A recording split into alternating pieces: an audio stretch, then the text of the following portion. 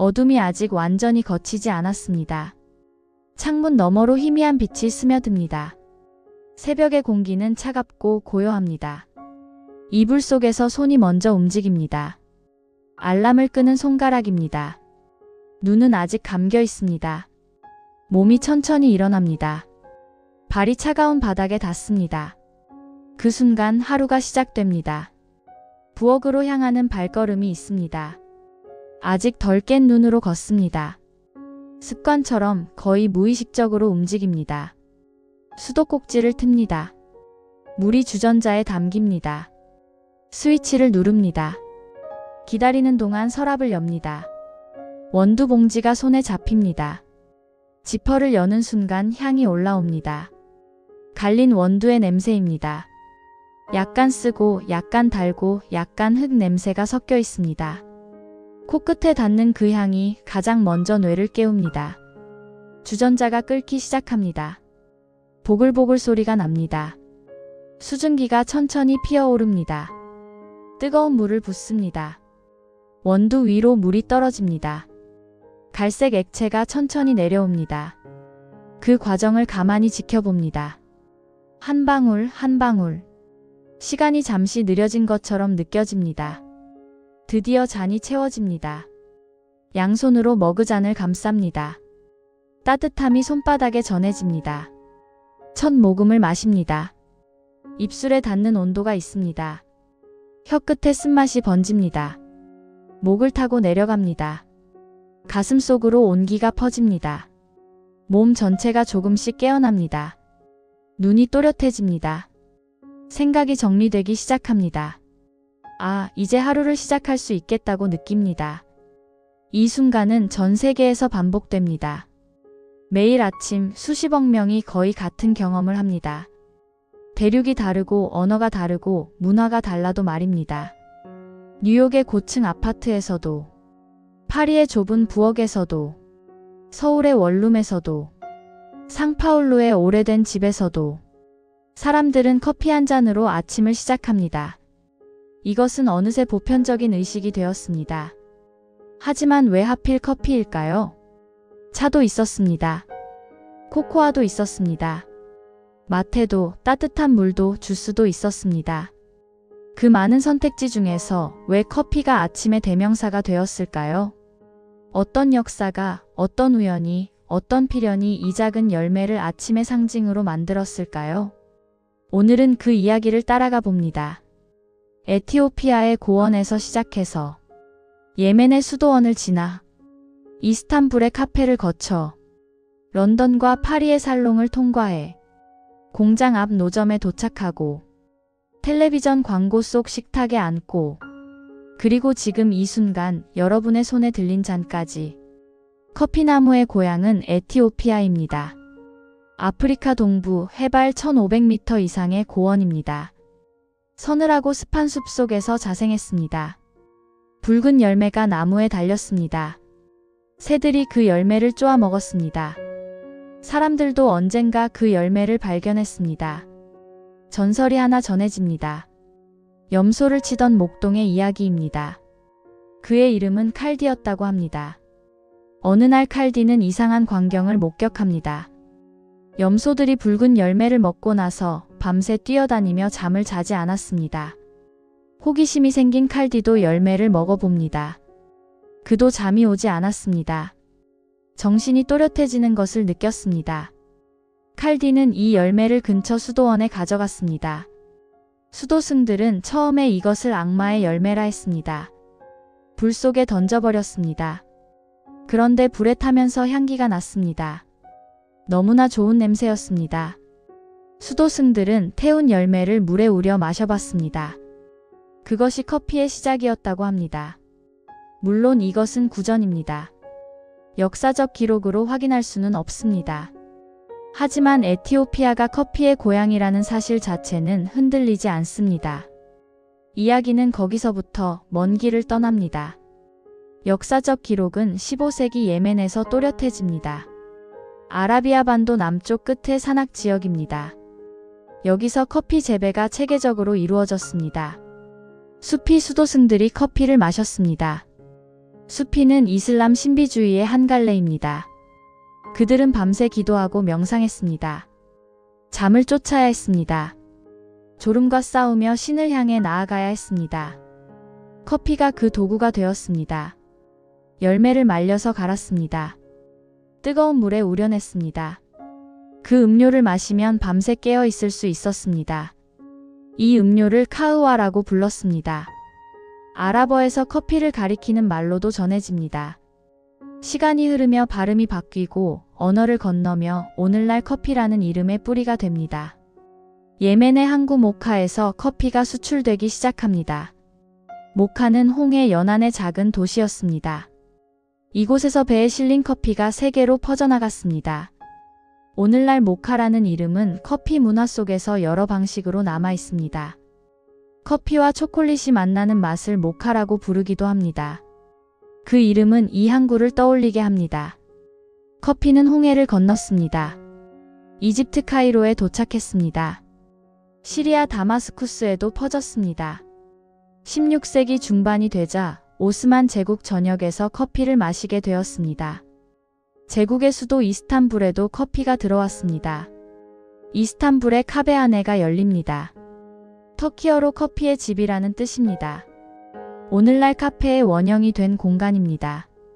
카베하네는 단순한 음료점이 아니었습니다. 사람들이 모여 대화를 나누는 곳이었습니다. 정보가 오가고 소문이 퍼졌습니다. 상인들이 거래 정보를 교환했습니다. 학자들이 토론을 벌였습니다. 시인들이 시를 낭송했습니다. 체스와 주사위 놀이도 벌어졌습니다. 음악이 연주되기도 했습니다. 밤늦게까지 불이 꺼지지 않았습니다. 이것이 권력자들의 눈에 띄었습니다. 술을 마시지 않는데도 밤새 깨어있는 사람들. 무슨 이야기를 나누는지 알 수 없었습니다. 반란을 모의하는 것은 아닐까? 불온한 생각을 퍼뜨리는 것은 아닐까? 당국은 의심의 눈초리를 보냈습니다. 금지령이 내려지기도 했습니다. 카베하네를 폐쇄하라는 명령이었습니다. 커피를 마시면 처벌한다는 칙령도 있었습니다. 하지만 번번이 실패했습니다. 금지령이 풀리면 다시 카베하네가 열렸습니다. 커피는 이미 일상에 너무 깊이 스며들었습니다. 17세기가 되자 커피는 유럽에 상륙합니다. 베네치아 상인들이 먼저 들여왔습니다. 지중해 무역의 중심지였던 베네치아였습니다. 처음에 유럽인들은 경계했습니다. 이슬람 세계에서 온 검은 음료, 악마의 음료라고 부르는 사람도 있었습니다. 교황 클레멘스 8세에게 청원이 올라갔다는 이야기가 전해집니다. 이 음료를 금지해달라는 요청이었습니다. 교황이 직접 커피를 맛보았다고도 합니다. 그리고 이런 말이 덧붙었다고 합니다. 너무 맛있어서 이교도에게만 맡겨둘 수 없다. 물론 이 일화도 확인하기 어렵습니다. 하지만 커피가 유럽에서 빠르게 받아들여진 것은 사실입니다. 17세기 중반 이후 유럽 전역에 카페가 생겼습니다. 그리고 사람들은 또 다른 방식으로 모이기 시작합니다. 1652년 런던에 첫 커피하우스가 열립니다. 파스콰 로제라는 그리스인이 운영했습니다. 곧 런던 곳곳에 커피하우스가 퍼졌습니다. 런던의 커피하우스는 독특한 공간이었습니다. 페니 대학이라는 별명이 붙었습니다. 커피 한 잔 값인 1페니만 내면 누구나 들어와 대화에 참여할 수 있었습니다. 신사들이 모여 신문을 읽었습니다. 정치를 논하고 사업을 의논했습니다. 과학적 발견에 대해 토론했습니다. 특정 직업군이 특정 커피하우스에 모였습니다. 상인들은 상인들끼리, 작가들은 작가들끼리, 보험업자들은 보험업자들끼리, 로이드 커피하우스가 있었습니다. 선박 보험 업무를 보는 사람들이 모였습니다. 여기서 로이드 보험이 탄생했습니다. 조너선 커피하우스도 있었습니다. 주식 거래인들의 아지트였습니다. 런던 증권거래소의 뿌리가 여기 있습니다. 커피하우스는 정보의 허브였습니다. 어디서 무슨 일이 일어났는지, 어떤 배가 언제 도착하는지, 누가 무엇을 사고 팔려 하는지, 이런 정보가 커피잔 사이로 흘렀습니다. 근대적 비즈니스 문화의 씨앗이 뿌려졌습니다. 파리에서는 조금 다른 풍경이 펼쳐집니다. 1686년 르 프로코프가 문을 엽니다. 파리 최초의 카페로 알려진 곳입니다. 프랑스 카페는 살롱 문화와 결합했습니다. 철학자와 작가, 예술가들이 모였습니다. 볼테르가 이곳에서 커피를 마셨습니다. 루소도, 디드로도 이곳의 단골이었습니다. 계몽주의 사상이 카페에서 논의되었습니다. 자유, 평등, 이성에 대한 이야기. 혁명의 불씨가 커피잔 위에서 피어올랐습니다. 1789년 프랑스 혁명이 일어납니다. 혁명가들이 모인 곳 중 하나도 카페였습니다. 카페 드 푸아에서 데몰랭이 연설했다고 합니다. 음료 하나가 세상을 바꾸고 있었습니다. 물론 커피가 혁명을 일으킨 것은 아닙니다. 하지만 사람들이 모이는 방식을 바꾸었습니다. 술집에서는 취했습니다. 하지만 카페에서는 깨어 있었습니다. 맑은 정신으로 생각하고 토론했습니다. 낮과 밤의 경계가 달라졌습니다. 공적 공간의 성격이 바뀌었습니다. 새로운 종류의 사회성이 탄생했습니다. 그리고 그 변화는 언젠가 아침이라는 시간에까지 스며들게 됩니다. 유럽의 커피 수요는 폭발적으로 늘어났습니다. 예멘 한 곳에서는 도저히 감당할 수 없었습니다. 유럽 열강들은 직접 재배에 나섭니다. 네덜란드가 먼저 움직였습니다. 17세기 말 예멘에서 커피나무를 빼돌립니다. 인도네시아 자바 섬에 심었습니다. 자바의 화산토는 커피에 적합했습니다. 네덜란드 동인도 회사가 재배를 독점했습니다. 자바는 곧 주요 커피 산지가 되었습니다. 오늘날 자바라는 이름은 커피의 별칭이기도 합니다. 어떤 곳에서는 커피를 자바라고 부르기도 합니다. 그만큼 자바 커피가 유명했습니다. 프랑스도 가만히 있지 않았습니다. 1720년대 초 카리브해로 눈을 돌립니다. 마르티니크 섬에 커피 묘목을 보냈습니다. 전설적인 항해가 있었습니다. 가브리엘 드 클리웨라는 해군 장교의 이야기입니다. 그는 파리의 왕립정원에서 커피 묘목을 얻었다고 전해집니다. 대서양을 건너는 긴 항해였습니다. 물이 부족해지자 자신의 물을 나무에 주었다고 합니다. 해적의 공격과 폭풍우를 견뎌냈다고도 합니다. 마르티니크에 도착해 나무를 심었습니다. 그 나무에서 수천만 그루가 퍼져나갔다고 합니다. 카리브해 전역에 커피 농장이 세워졌습니다. 포르투갈은 브라질을 택했습니다. 1727년 프랑스령 기아나에서 묘목을 빼옵니다. 브라질 북부에 처음 심었습니다. 브라질의 기후와 토양은 완벽했습니다. 커피나무가 번성했습니다. 재배지는 점점 남쪽으로 확대되었습니다. 19세기 전반, 특히 1830년대와 1840년대의 브라질은 세계 최대 생산국으로 올라섭니다. 오늘날에도 브라질은 세계 최대의 생산국 가운데 가장 큰 이름으로 남아 있습니다. 이렇게 커피 벨트가 형성되었습니다. 적도를 중심으로 남북 회기선 사이, 열대와 아열대 지역에 커피 농장이 펼쳐졌습니다. 콜롬비아, 과테말라, 코스타리카, 에티오피아, 케냐, 탄자니아, 인도네시아, 베트남, 인도. 전 세계 수십 개국에서 커피를 재배합니다. 해마다 생산량은 수십억 킬로그램을 훌쩍 넘습니다. 어떤 해에는 60kg 포대 기준으로 1억 7천만 포대 안팎이 거론되기도 합니다. 커피는 세계에서 거래 규모가 큰 농산물 가운데 하나입니다. 하지만 이 확산에는 어두운 면이 있었습니다. 플랜테이션 시스템이 도입되었습니다.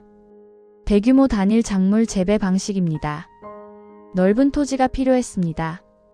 원주민의 땅이 수탈되었습니다. 숲이 베어지고 농장이 들어섰습니다.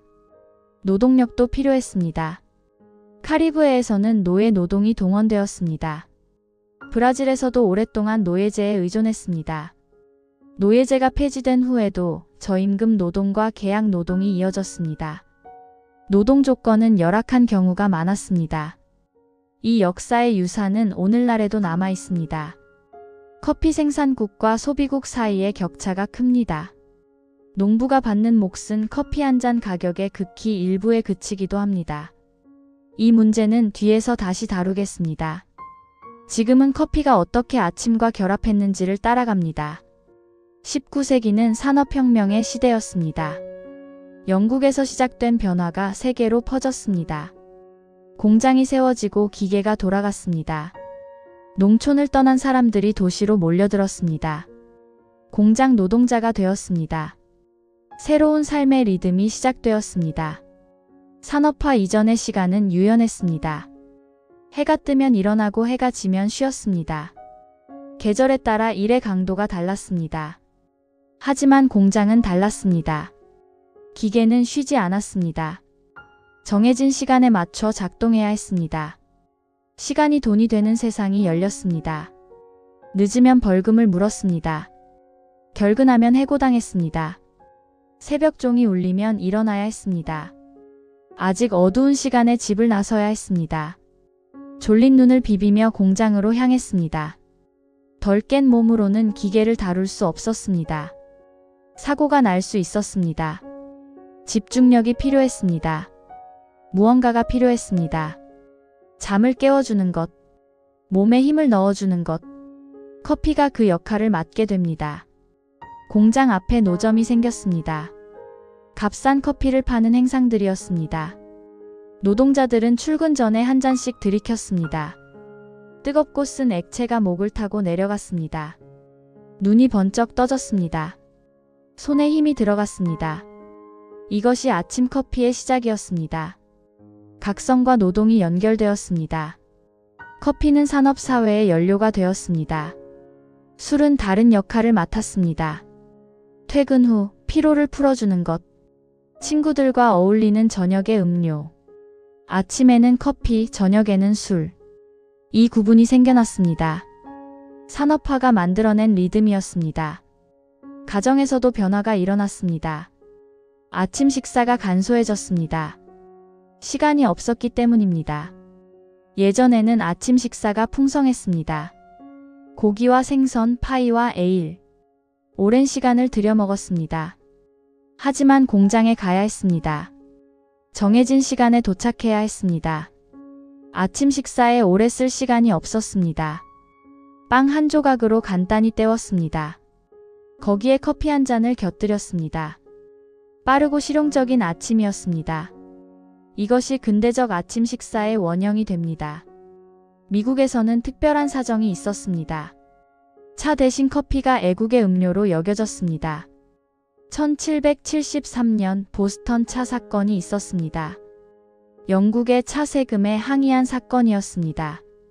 식민지 주민들이 차 상자를 바다에 던졌습니다. 이후 차를 마시는 것은 영국을 돕는 것처럼 여겨지기도 했습니다. 애국자들은 커피로 돌아섰습니다. 커피는 독립의 상징이 되었습니다. 미국 남북전쟁 때도 커피가 중요했습니다. 군인들에게 커피가 배급되었습니다. 전장에서 커피를 끓이는 법을 배웠습니다. 전쟁이 끝나고 병사들이 집으로 돌아왔습니다. 그들은 커피 습관을 가지고 왔습니다. 미국 전역에 커피 문화가 퍼졌습니다. 20세기가 밝아옵니다. 기술의 시대가 열립니다. 커피도 기술의 혜택을 받습니다. 아침은 더 빨라지고 사람들의 걸음은 더 바빠집니다. 부엌의 시간도 달라집니다. 20세기 초 한 가지 시도가 등장합니다. 시카고에 살던 일본인 화학자 사토리 카토의 이름이 전해집니다. 그는 커피 추출액을 농축하고 더 오래 보관할 수 있는 방식에 도전했습니다. 그리고 1903년 미국에서 관련 특허가 등록됩니다. 기록은 여기서부터 또렷해집니다. 커피는 점점 더 가벼운 형태로 바뀝니다. 뜨거운 물만 있으면 되는 커피. 끓이고 내릴 필요가 없습니다. 기다릴 필요도 없습니다. 처음에는 품질이 좋지 않았습니다. 맛이 밋밋하고 향도 부족했습니다. 하지만 편리함은 압도적이었습니다. 바쁜 아침을 상대로 편리함은 늘 강합니다. 네슬레가 더 안정적인 제품을 내놓습니다. 1938년 네스카페가 등장합니다. 예상보다 빠르게 퍼졌습니다. 그리고 1939년 전쟁이 시작됩니다. 제2차 세계대전이 터집니다. 미군의 보급품 속에도 인스턴트 커피가 들어갑니다. 전장에서도 쉽게 커피를 마실 수 있었습니다. 뜨거운 물만 있으면 됐습니다. 전쟁이 끝나고 병사들이 돌아왔습니다. 그들은 그 맛에 익숙해져 있었습니다. 집에서도 인스턴트를 찾았습니다. 아침에 더 그랬습니다. 인스턴트 커피가 가정에 파고듭니다. 특히 바쁜 아침의 제격이었습니다. 물을 끓이고 숟가락으로 저으면 끝이었습니다. 시간을 아끼는 것이 미덕이 된 시대였습니다. 빠른 아침, 빠른 커피. 효율의 논리가 부엌까지 들어왔습니다. 그리고 그 논리는 습관이 됩니다. 동시에 새로운 매체가 등장합니다. 라디오와 텔레비전입니다. 광고의 황금 시대가 열립니다. 커피 회사들은 아침 시간대를 공략했습니다. 가장 많은 사람이 커피를 마시는 때였습니다. 광고는 이미지를 만들어냈습니다. 이상적인 아침, 이상적인 가정의 이미지.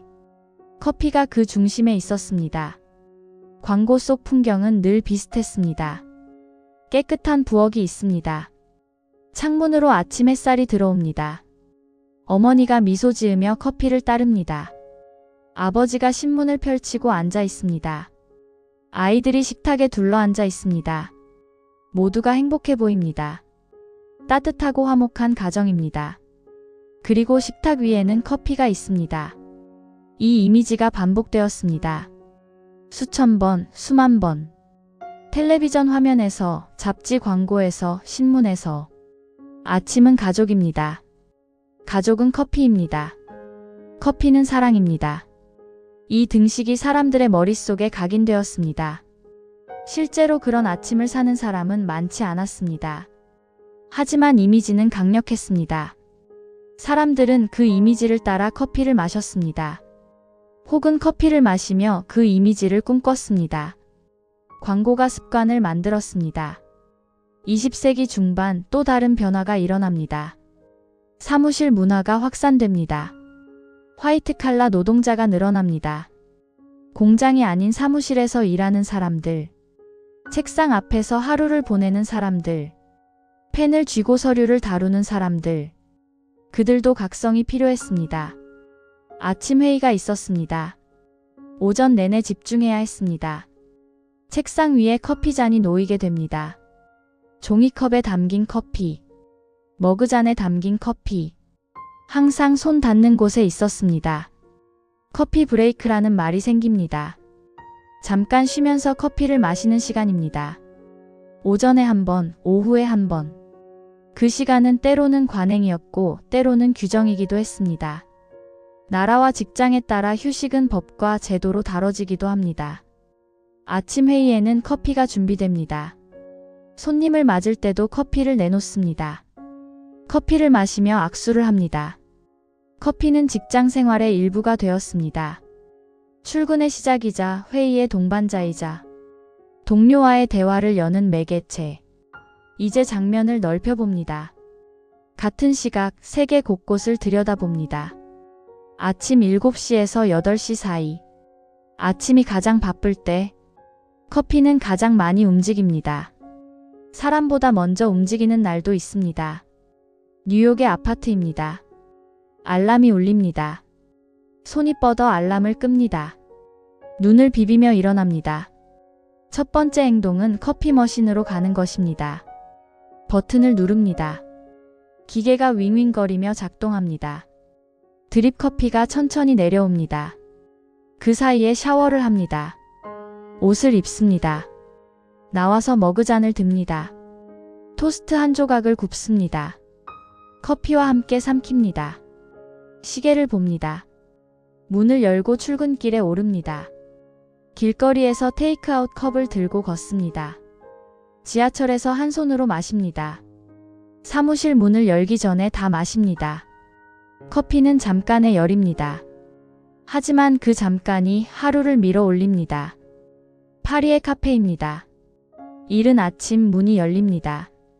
단골 손님이 들어옵니다. 바리스타가 고개를 끄덕입니다. 말없이 에스프레소를 내립니다. 작은 잔에 진한 커피가 담깁니다. 크루아상을 함께 먹습니다. 버터 향이 나는 빵을 커피에 찍어 먹습니다. 신문을 펼칩니다. 여유로운 아침입니다. 하지만 길지는 않습니다. 잠시 후 걸어서 사무실로 향합니다. 이스탄불의 골목입니다. 튀르키예 커피가 만들어집니다.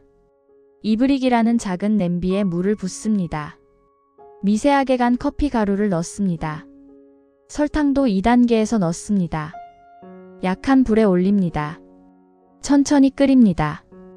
거품이 올라오기 시작합니다. 넘치기 직전에 불을 끕니다. 아주 작은 잔에 따릅니다.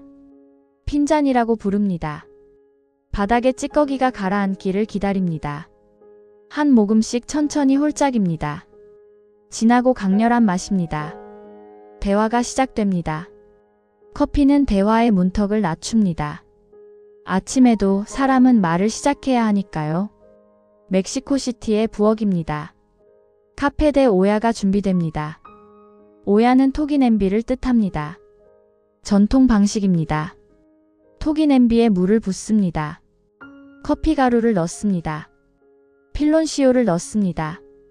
정제되지 않은 사탕수수 설탕입니다. 갈색의 원뿔형 덩어리입니다. 계피 막대를 넣습니다. 천천히 끓입니다. 향신료 향이 커피에 스며듭니다. 걸러서 잔에 따릅니다. 단맛과 쓴맛과 향신료가 어우러집니다. 가족이 함께 마십니다. 이 집의 아침은 커피로 서로를 깨웁니다. 서울의 아침입니다. 출근 시간이 다가옵니다. 사람들이 빠르게 움직입니다. 편의점에 들어갑니다. 냉장고에서 캔커피를 집어듭니다. 계산대에서 바로 결제합니다. 지하철에서 마십니다. 한 손으로 손잡이를 잡고 다른 손으로 캔을 듭니다. 아니면 카페에 들릅니다. 아메리카노 한 잔을 주문합니다. 테이크아웃 컵을 받아듭니다. 걸으면서 마십니다. 사무실 엘리베이터에서 마십니다. 자리에 앉으면 거의 다 비어 있습니다. 아침의 커피는 이동과 함께 끝납니다. 도쿄의 자판기 앞입니다. 동전을 넣습니다. 버튼을 누릅니다.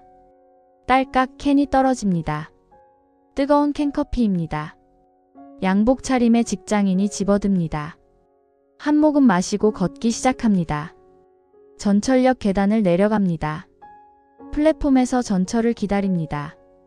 캔을 다 비우고 쓰레기통에 넣습니다. 그는 아마 다음 캔을 또 기다리고 있을 겁니다.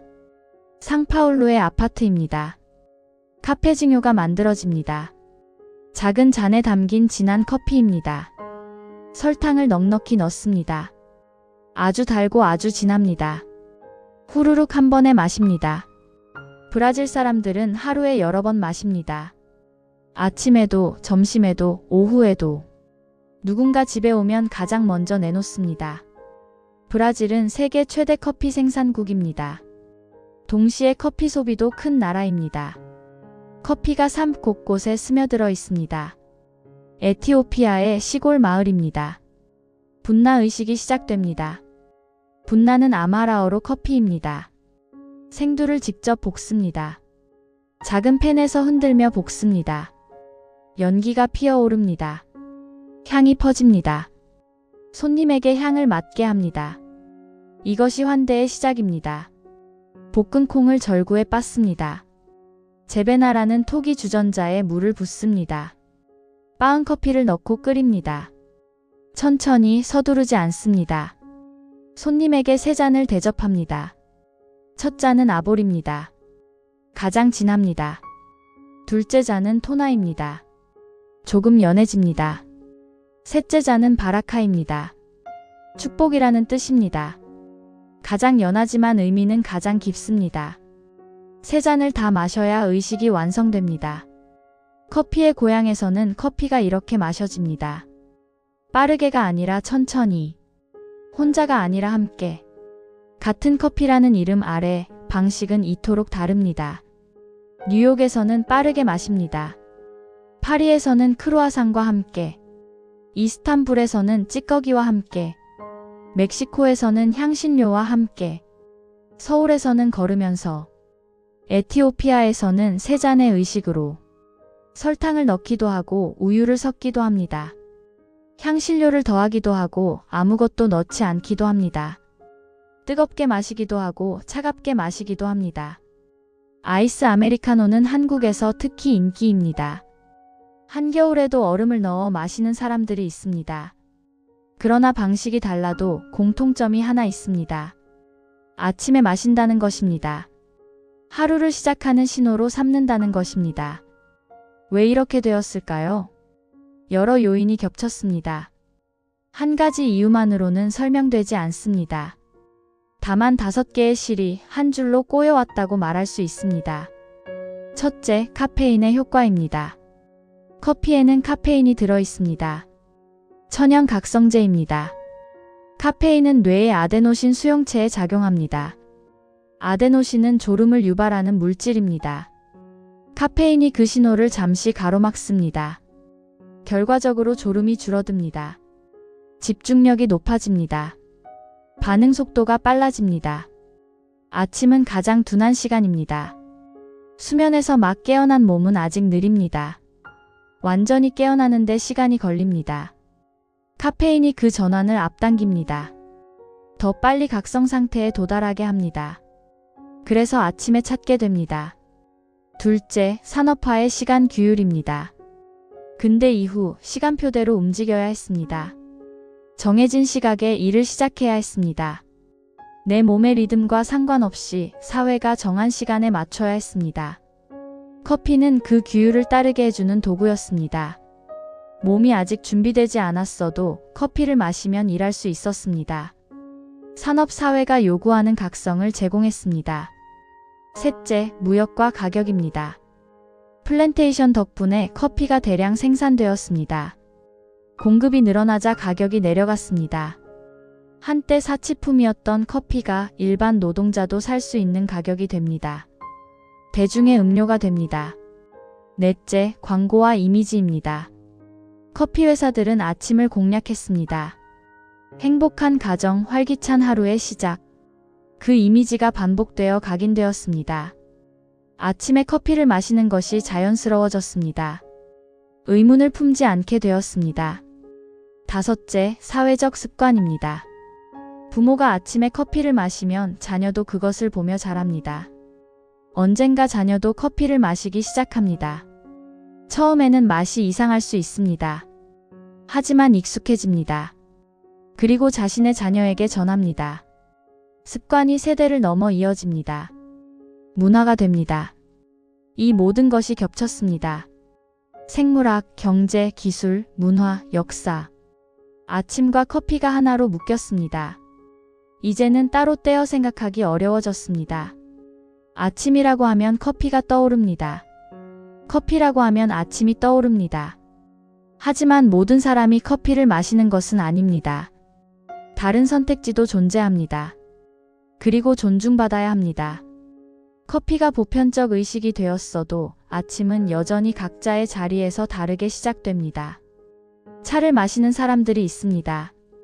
중국은 차의 고향입니다. 수천 년의 역사가 있습니다.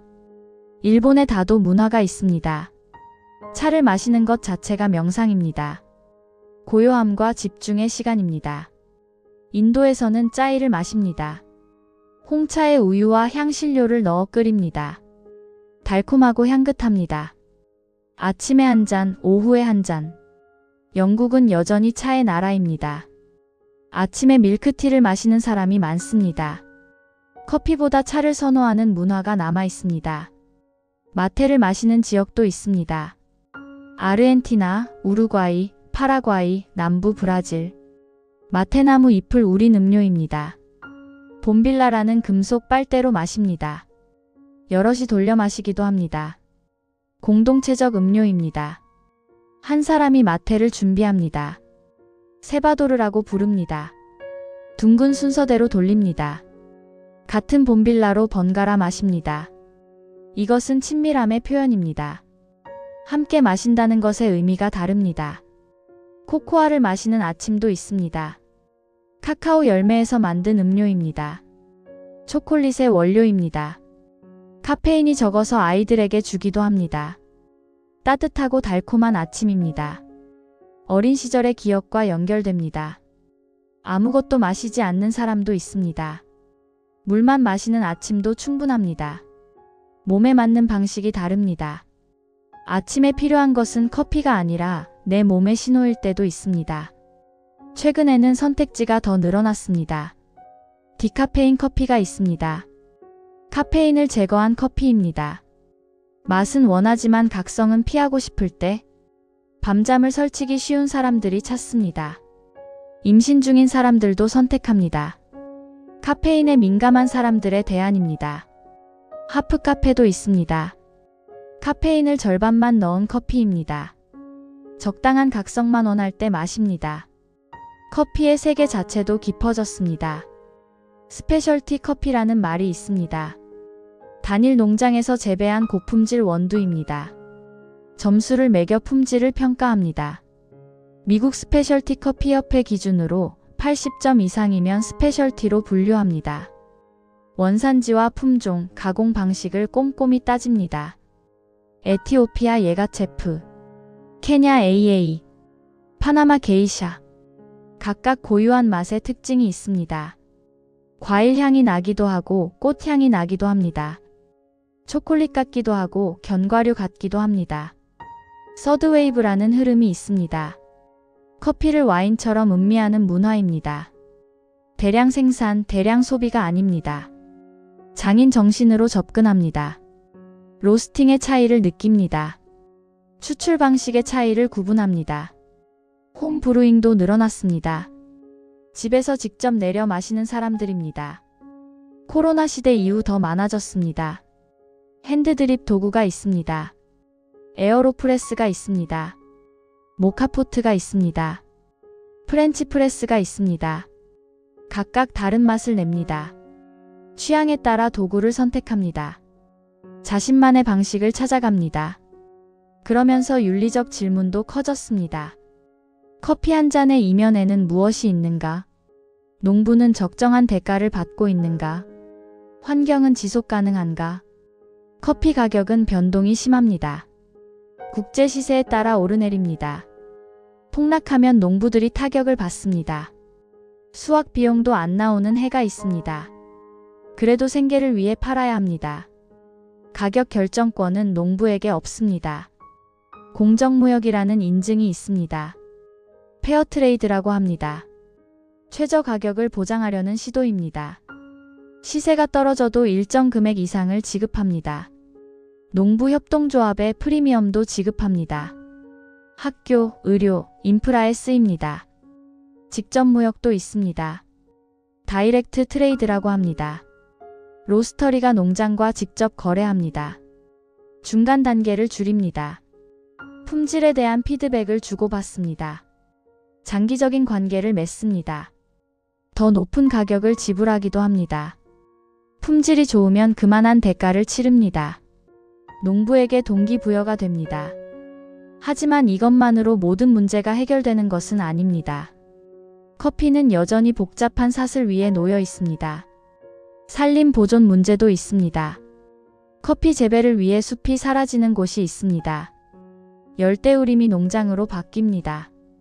그늘 재배라는 대안이 있습니다. 숲을 유지하면서 그 아래서 커피를 기릅니다. 새와 곤충의 서식지가 보존됩니다. 혼동임업도 있습니다. 커피와 다른 작물을 함께 기릅니다. 바나나, 과일나무, 목재 수종. 생태계를 다양하게 유지합니다. 물 사용량도 적지 않습니다. 커피 재배에는 물이 필요합니다. 가공 과정에서도 물이 쓰입니다. 한 잔의 커피에 140리터의 물이 든다는 분석도 있습니다. 대부분은 재배 과정에서 쓰입니다. 물 부족 지역에서는 문제가 될 수 있습니다. 이런 문제들이 완전히 해결된 것은 아닙니다. 하지만 인식은 넓어지고 있습니다. 선택지도 조금씩 늘어나고 있습니다. 소비자로서 무엇을 선택할 수 있는지, 어떤 질문을 던질 수 있는지 알아가는 것이 첫걸음입니다. 우리는 바뀌지 않는 세상을 살지 않습니다. 커피도 천천히 바뀌는 중입니다. 건강에 대한 관심도 커졌습니다. 카페인은 어떤 영향을 미치는가? 커피를 얼마나 마셔도 되는가? 사람들이 궁금해합니다. 카페인은 적당량이면 해롭지 않다고 보는 가이드가 많습니다. 성인 기준으로 하루 300에서 400mg 정도가 가이드로 자주 언급됩니다. 이것은 커피 서너 잔에 해당할 수 있습니다. 물론 잔 크기와 농도에 따라 다릅니다. 에스프레소 한 잔과 아메리카노 한 잔은 다릅니다. 하지만 사람마다 다릅니다. 같은 양을 마셔도 반응이 다릅니다. 이것은 유전적 차이와도 이어집니다. 카페인을 분해하는 효소가 있습니다. 이 효소의 활성이 사람마다 다릅니다. 어떤 사람은 카페인을 빨리 분해합니다. 커피를 마셔도 금방 효과가 사라집니다. 밤에 마셔도 잠을 잘 잡니다. 어떤 사람은 느리게 분해합니다. 오후에 마셔도 밤에 잠이 안 옵니다. 적은 양에도 심장이 두근거립니다. 자신이 어느 쪽인지 아는 것이 중요합니다. 몸의 반응을 살펴야 합니다. 남들과 비교할 필요는 없습니다. 수면에 영향을 줄 수 있습니다. 카페인의 반감기는 평균 5시간에서 6시간으로 자주 설명됩니다. 오후 4시에 마시면 밤 10시에도 절반이 남아있을 수 있습니다. 잠들기 어려울 수 있습니다. 수면의 질이 떨어질 수 있습니다. 민감한 사람은 오후 커피를 피하기도 합니다. 혹은 디카페인을 선택할 수도 있습니다. 위장에 영향을 줄 수 있습니다. 커피는 위산 분비를 촉진할 수 있습니다. 공복에 마시면 속이 쓰릴 수 있습니다. 역류성 식도염이 있는 사람은 주의해야 합니다. 음식과 함께 마시는 것이 나을 수 있습니다. 자신의 몸 상태를 살펴야 합니다. 불안감이 커질 수 있습니다. 카페인은 심박수를 높이고 교감신경을 자극할 수 있습니다. 불안장애가 있는 사람은 증상이 악화될 수 있습니다. 두근거림, 초조함, 안절부절 못함. 그런 경우에는 줄이거나 피하는 것이 좋습니다. 의존성이 생길 수 있습니다.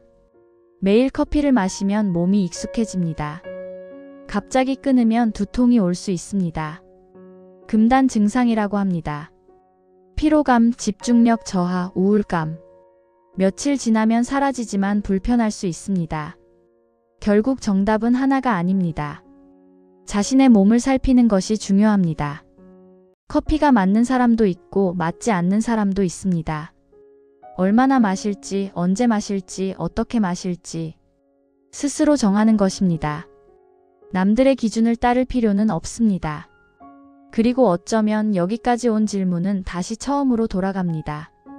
우리는 왜 아침마다 같은 잔을 찾게 되었을까요? 그 잔을 들고 있는 우리는 무엇을 믿고 있는 걸까요? 밤이 지나고 아침이 밝아옵니다.